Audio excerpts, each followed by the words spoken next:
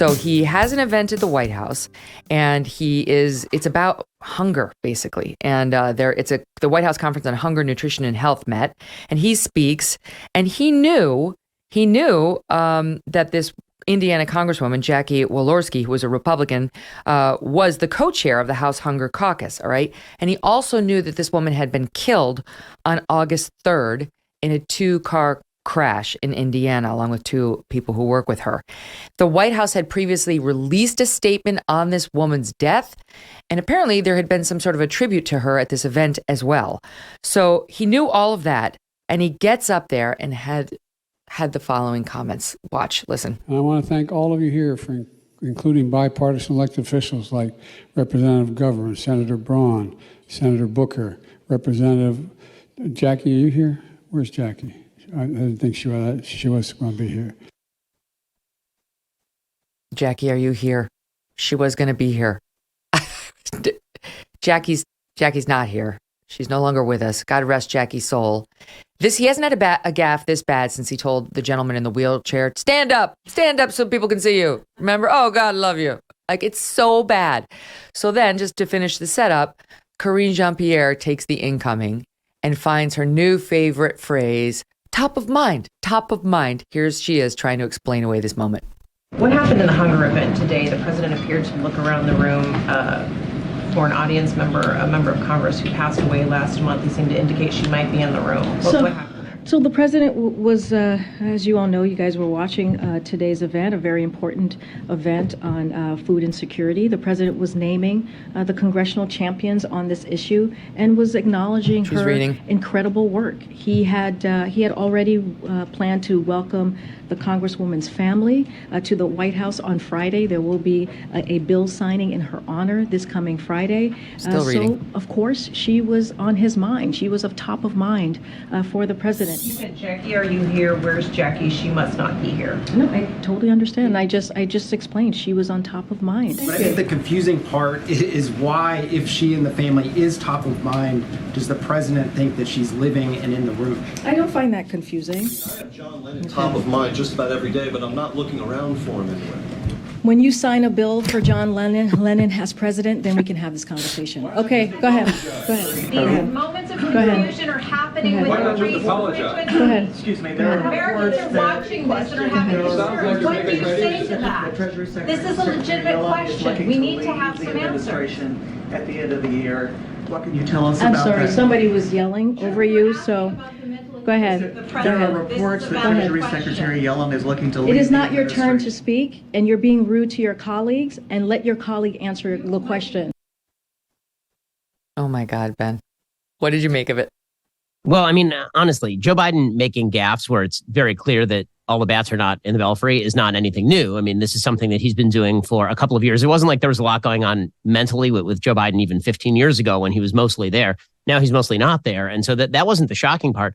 And Karine Jean-Pierre doing this attempt to spin it away is really the shocking part. She should have just said, he forgot that she died, and everybody can see that. And he apologizes for that. And then everybody sort of moves on. It's not as though people can't see what they are seeing, but this constant attempt by members of the White House to spin away the fact that we know that Joe Biden is not all there, it really is beyond parody at this point. And it speaks to a broader problem in American public life, which is we can't just look at our public officials as the doofuses that they are. We can't just look at Joe Biden and say, okay, the guy makes a lot of gaffes. He obviously is not fully on. The lights may be on in the attic, but there's no one home. You can't just say that about the president. Instead, you have to try to pretend that he full well knew she was dead. He was just calling her out of the audience because he's like Bruce Willis in Sixth Sense and actually can see into the great beyond, which if he could, then he should ask some financial advice from some folks of the past, because obviously his policies have learned nothing from that.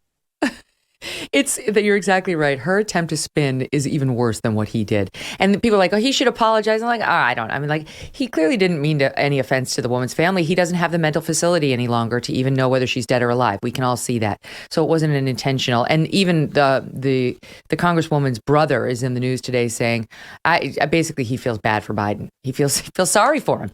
And there's an element of that, right? Was you see this senior citizen really struggling to hold on to his faculties. And if you can forget for a moment that he's president of the United States. You can have a real moment of feeling sorry for him. And then as soon as you remember he's president, you just feel sorry for yourself and your country, right? But then Karine Jean-Pierre comes in and she's agreed to do this job of cleanup in aisle 7. And there's never been anyone worse at it than Karine is. It is astonishing how bad she is at this. And I understand she's historic because she's so historically historic and all the historicity of her historicness. But the reality is that she sucks at this job. I mean, she is truly awful at this job. What you can at least say about Jen Psaki is that Jen Psaki was capable of spinning. I may not have thought that she was telling the truth very often, but at least she was pretty good at the job. I remember when Robert Gibbs was press secretary for Obama, and I thought that guy lies a lot, but at least he's pretty good at this. She is just sheerly awful. And to a certain extent, I find that almost charming because we're getting a lot of sort of unintentional, not only comedy, but truth, because it's so obvious that she's lying. It's so obvious that nothing that she's saying is the case. And so when you watch her trying to pretend that you can't have an opinion on Joe Biden talking to the dead unless you signed a bill for a person who has died and then gone on stage and done exactly what Joe Biden has done. And this is redefining sort of the standard for criticism to a whole new level. So basically, unless I'm an 80-year-old president losing my mental faculties and calling out dead people from on stage, I cannot criticize an 80-year-old president who is losing his mental faculties and calling out the dead on stage. If you're like me, you're growing more and more concerned about the future. The market is all over the place. Inflation is at its highest level in 40 years. Interest rates are skyrocketing and they're not done yet. Market experts not only use terms like recession right now, but economic hurricane and unprecedented. If you want to protect your future, call a precious metals dealer I trust, American Hartford Gold. Now, they can show you how to protect your savings and your retirement accounts by diversifying your portfolio. That's the key, diversify with physical gold and silver. All it takes to get started is a short phone call, and they will have physical gold and silver delivered right to your door or inside your IRA or 401k. And they will keep it simple. This is the highest rated firm in the country with an A+ rating from the Better Business Bureau and thousands of satisfied clients. And as an exclusive offer for my fans, if you call them right now, they're going to give you up to $1,500 of free silver and a free safe on qualifying orders. So don't wait. Call them now. It's 866-518-2955. 866-518-2955. Or you can text my name, Megyn, Megyn, to 65532. Okay, so either call 866-518-2955 or text MEGYN to 65532. Hey, thanks so much for watching. If you like what you just saw, hit the subscribe button for more clips and full episodes.